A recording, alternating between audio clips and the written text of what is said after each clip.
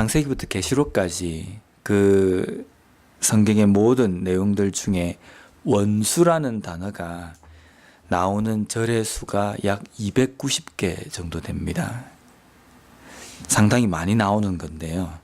근데 이 성경에 나와 있는 이 원수라는 단어가 쓰여지는 그 때를 두 가지로 크게 나눌 수 있습니다. 첫째, 어떤 때에 하나님께서 원수라는 표현을 쓰셨냐면 사탄을 지칭할 때 원수라고 이렇게 표현하셨습니다. 사탄이 우리의 원수입니다. 근데 이 원수를 이제 우리의 원수기 때문에 우리의 대적이지 않습니까? 그러면 우리가 이 사탄을 어떻게 할 수 있는가? 우리가 우리의 힘으로는 사탄을 어떻게 대적하거나 아니면 이 원수인 사탄을 무찌를 수가 없습니다. 하나님께서 이 사탄 원수로부터 우리를 보호하시고 우리가 이 원수인 사탄을 이길 수 있도록 하십니다. 또 한편으로 원수라고 표현이 되었을 때에는 그리스도인들이 이 땅의 삶을 살아가면서 우리의 삶의 원수와 같은 존재라는 그 표현을 쓸 때 원수 이런 표현을 썼습니다. 그래서 그 원수에 대해서 우리가 어떻게 해야 하는가? 하나님께서 이 원수들 가운데에서 우리를 구원해 주십시오라는 표현을 쓸 때 원수라는 표현을 쓰고, 또 신약에 와서는 원수도 사랑하라라는 그 말씀을 할 때 원수라는 표현을 씁니다. 결국은 이 원수도 우리 편에서 원수라고 생각이 되는 사람들이지 실제 우리가 이 사람은 우리의 원수다라고 말할 수 있는 사람은 없습니다. 왜냐하면 원수도 사랑하라라는 것은 원수가 아니라 그 사람은 사랑해야 될 존재다라는 그 뜻입니다.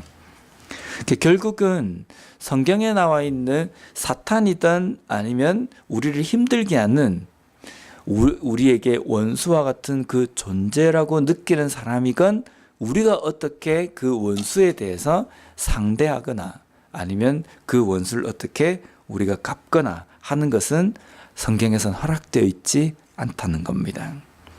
로마서 12장 19절 말씀에 보면 내 사랑하는 자들아 너희가 친히 원수를 갚지 말고 하나님의 진노하심에 맡기라. 기록되었을 때 원수 갚는 것이 내게 있으니 내가 갚으리라고 주께서 말씀하시니라.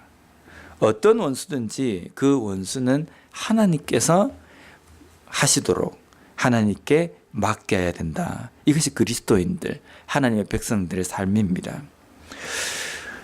특별히 지금 우리가 계속 예레미야 애가서를 보고 있는데 그 남유다 백성들에게 원수와 같은 존재가 누구인가라고 생각해 보면 바벨론입니다. 바벨론이라는 큰 나라는 이 남유다 백성들에게 원수와 같은 존재입니다. 자신들 힘들게 하고 역사서를 통해서 우리가 읽어보면 이 바벨론이 남유다 백성들에게 했던 잔인한 행동들을 보면 무시무시합니다. 일제치하 때에 일본 사람들이 우리 조선인들에게 했던 그 행동보다 더 잔인하고 힘들게 했습니다. 오늘 본문에도 보면 그러한 바벨론을 향해서 남유다 백성들이 하나님 앞에 어떻게 기도해야 되는지에 대해서 기록하고 시작합니다. 1절 말씀을 한번 보겠습니다. 여호와여 우리가 당한 것을 기억하시고 우리가 받은 치욕을 살펴보옵소서. 우리가 지금 어떻게 바벨론에게 당했는지 그리고 우리가 어떤 치욕을 받았는지 하나님 좀 돌아봐 주십시오 라고 이렇게 고백을 합니다. 아마 남유다 백성들의 입장에서는 이 바벨론이 정말 원수 중의 원수였을 겁니다. 그리고 정말 남유다 백성들이 바벨론에게 당한 것은 자신들이 하는 행동보다 더 억울하고 더 힘들게 만든 나라다라고 이렇게 생각을 할 겁니다. 그러면 남유다 백성들의 입장에서 이 바벨론을 원수처럼 생각하고 저 바벨론은 우리의 대적이다 라고 생각을 해야 되겠습니까? 아니면 하나님의 백성으로서 이 바벨론을 어떻게 남유다 백성들이 생각을 해야 되겠습니까? 어쩌면 로마서 우리가 읽은 그 말씀처럼 원수 갚는 일은 나에게 있다. 그래서 나에게 맡기라. 그러면 그 원수에 의해서 괴롭힘을 당하고 있는 우리들은, 남유다 백성들은 그 바벨론을 향해서 어떻게 생각을 해야 되겠습니까? 답은 하나입니다. 사랑해야 한다라는 겁니다. 최근에 대한민국이 좀 떠들썩합니다. 북한하고의 관계가 좀 호전되는 것 같이 보여서 지금 벌써부터 대한민국에는 통일에 대한 이야기가 막 나옵니다. 그래서 어떤 전문가는 뉴스에 나와서 과거에 그 독일이 통일을 하던 그 과정에서 있었던 여러 가지 시행착오, 그리고 여러 가지 어려움들을 우리가 잘 대비해서 우리는 통일에 아주 만반의 그 준비를 해야 한다라고 이렇게 이야기를 합니다. 근데 과거에 우리 대한민국이 가지고 있던 생각은 저 북한이 주적이라고 생각했습니다. 최대의 적이라는 겁니다. 제일 첫 번째의 적이라는 그 뜻입니다. 그래서 그 북한은 우리의 확실한 적이 동포이지만 우리를 가장 힘들게 하고 또 우리가 가장 경계해야 될 적이다 라고 생각합니다. 그래서 사람들은 거기에 있는 지도자가 어떻게 됐으면 좋겠다, 저기에 있는 사람들이 다 그냥 막 이렇게 됐으면 좋겠다, 저렇게 됐으면 좋겠다, 그렇게 생각을 했습니다.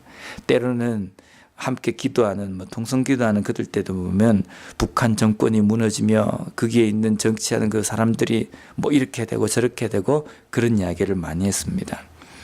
근데 우리가 그리스도인으로서 북한 땅을 어떻게 바라봐야 되는가 라는 생각을 가만히 해보면, 물론 그 사람들이 우리에게는 원수와 같은 존재일지는 모르지만 어쩌면 그 땅을 향해서 우리의 분노와 우리의 이런 원수와 같은 그 마음을 가지는 것을 쏟아붓는 대상이 북한이 아니라 하나님께서 우리에게 원하시는 것은 그들에게도 하나님의 긍휼을 베풀어 달라고 기도해야 될 첫 번째 기도의 대상이라는 겁니다.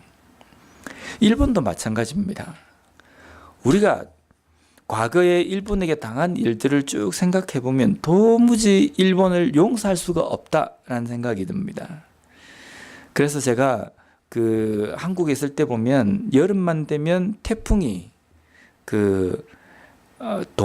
동남쪽에서 이렇게 싹 올라옵니다. 올라올 때 대부분의 한국 사람들은 마음속에 무슨 생각을 했냐면, 저 태풍이 대한민국을 빗겨서 일본으로 가게 해주십시오.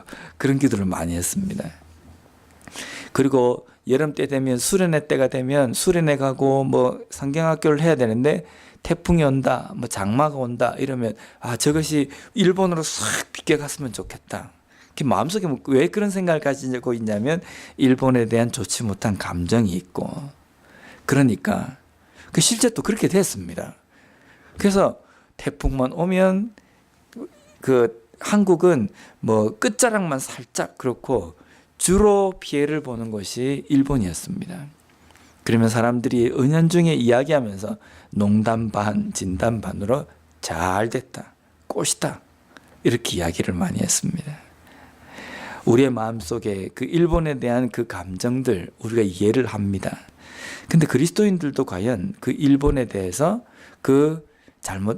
좀 좋지 못한 감정들, 이런 것들을 가지고 우리가 대하는 것이 맞는가? 어쩌면 그 일본도 하나님 저 수많은 우상들에 의해서 지배받고 우상들에 의해서 둘러싸여 있는 저 일본이 하나님의 긍휼을 입게 해주십시오. 저기에도 하나님을 알지 못하고 죽어가는 그 영혼들에게 복음이 전해지고 하나님의 그 은혜를 누리며 살아갈 수 있는 나라가 되게 해주십시오 라고 기도해야 될 이웃나라, 가장 가까운 나라 중에 한 나라가 아닌가라는 생각이 듭니다.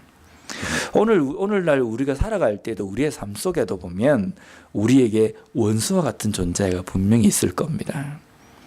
때로는 이방 나라, 이 미국에서 살면서 어쩌면 상대적인 어떤 박탈감이나 아니면 상대적인 어떤 비교의식, 이런 것들 때문에 다른 민족들에게 가지고 있는 좋지 못한 감정들이 있을 수도 있고, 지금까지 여기에서 살면서 나를 힘들게 했던 사람들, 나를 힘들게 했던 어떤 대상들, 우리의 마음속에는 은연중에 원수라고 이야기는 할 수는 없지만 원수와 같이 미워할 수밖에 없다라고 생각하는 존재들이 있을 겁니다. 과연 그 존재들을 향해서 하나님께서는 우리가 어떤 마음을 품기를 원하시는가? 계속 미워하는 마음을 가지고 어떻게 기회만 되면 저 사람에게 내가 좀 뭔가라도 하나 갚을 수 없을까? 이런 게 아니라 어쩌면 그들에게도 하나님께서 원하시는 것은 그 원수 갚는 일은 나에게 맡기고 너희들은 그 사람마저도 사랑해야 한다 라는 것이 우리에게 하시는 말씀일 겁니다. 오늘 아침에도 특별히 나 자신의 삶, 우리의 가정, 그리고 우리 교회의 그러한 대상들을 향해서 다시 한번 사랑의 마음으로 바뀌고 그들을 위해서 기도할 수 있는 이 아침이 되었으면 좋겠습니다. 기도하겠습니다.